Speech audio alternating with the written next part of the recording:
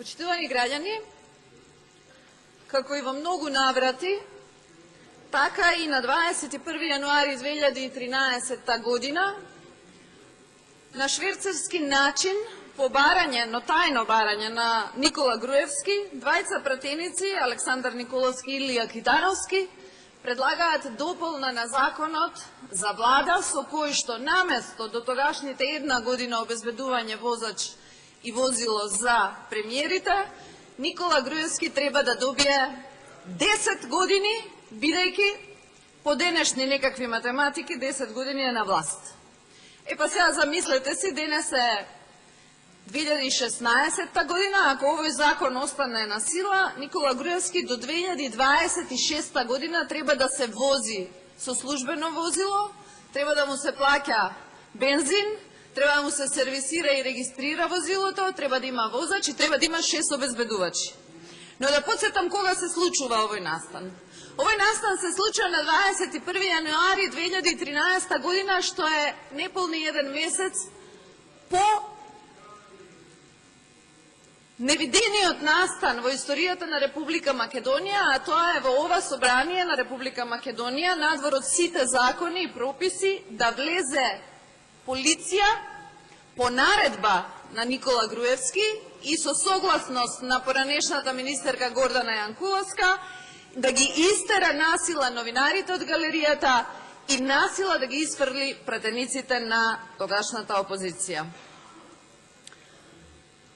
Тоа упатува само на еден заклучок, дека образложението на господата Александар Николовски и Илија Китановски, кое гласи дека тогашниот премиер Никола Груевски е силен борец против корупцијата и криминалот, е причина заради која што ова измена треба да се направи, е безсмислено, заради тоа што денес, толку години после тоа, Македонија е на дното на листата по борба против корупција и криминал.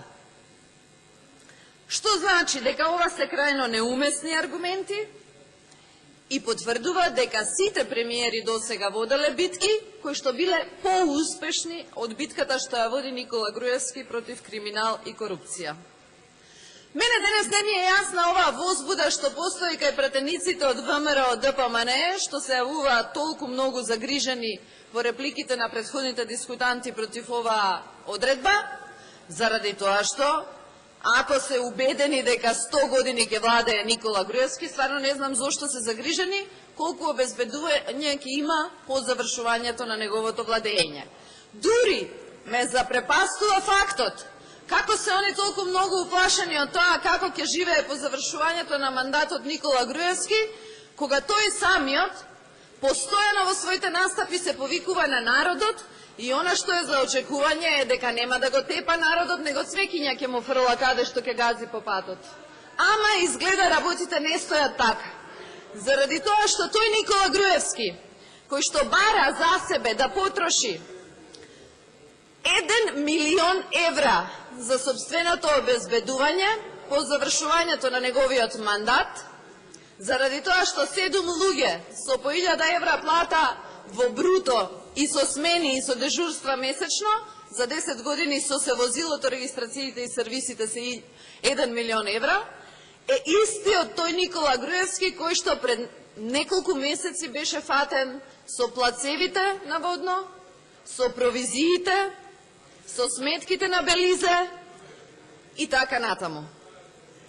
Затоа доаѓа момент да прашаме како одговорна опозиција, дали 180.000 граѓани кои што живеат со по 40 денари на ден, се истите тие кои што треба да го плаќаат обезбедувањето и возачот личен на Груевски наредните 10 години.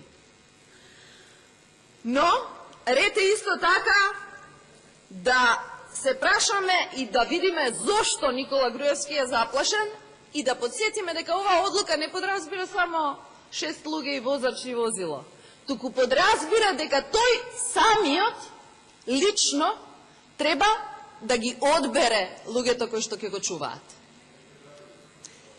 Значи ли тоа дека Поранешниот премиер Никола Груевски нема повеќе доверба ни во собствените институции. Добре дојде во клубот, Никола Груевски.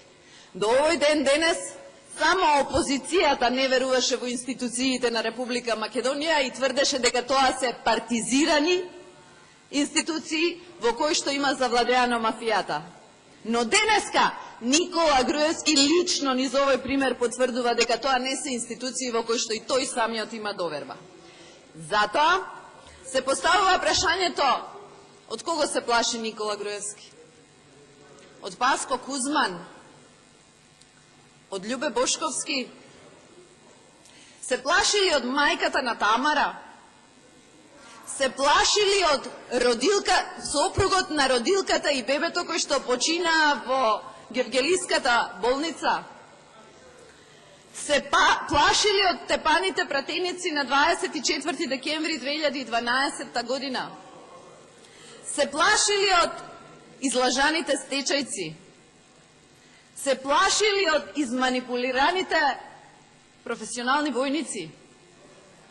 Се плаши ли од семејствата кои што само преку Фејсбук и Скајп може да си ги видат своите иселени роднини и деца од Република Македонија? Се плаши ли од Антонио Лимановски, кој секој избори за ВМРО ДПМН обезбедува по 5500 гласови, а живее на работ на екзистенцијата со своето 9-члено семејство? Господа од мнозинството, кога станува збор за овие примери, Никола Груевски нема да го спасат неговите обезбедувачи. Никола Груевски може би нема да биде физички совладан, но Никола Груевски ќе биде омаловажуван секогаш и секаде каде што ќе биде сретнат до крајот на својот живот од овие луѓе.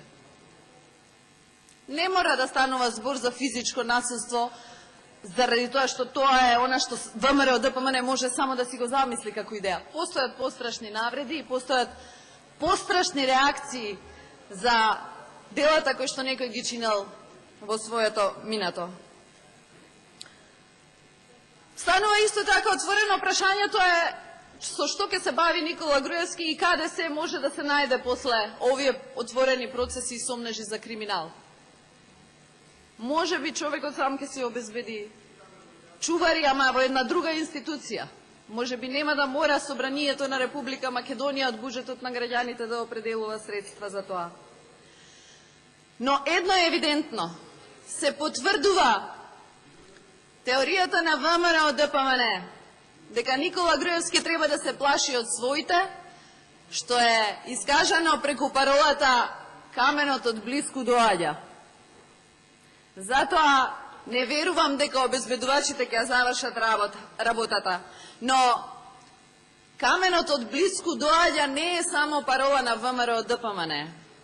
"Каменот од блиску доаѓа" е и парола на мафијашите. Тоа е познато мафијашко начело. Но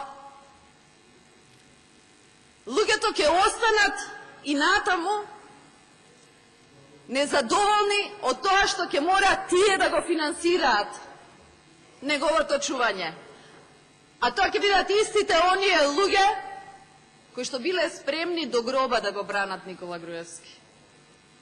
Тоа биле истите оние луѓе кои што не ни сонувале дека еден ден ќе се покаже дека не за љубов кон татковината, не за патриотизам, не за желба да се биде дел од некаква напредна политика и да се турка државата напред, туку ќе станат свесни дека станувало збор за плацеви, за пари, за белизе и така натаму. Зашто на луѓето им минал животот, а се што добиле се задолжувања на нивните поколенија и лично и општествено пропаѓање на Република Македонија наспроти сендвичот што го добивале за да дојдат на митинзите на ВМРО ДПМН.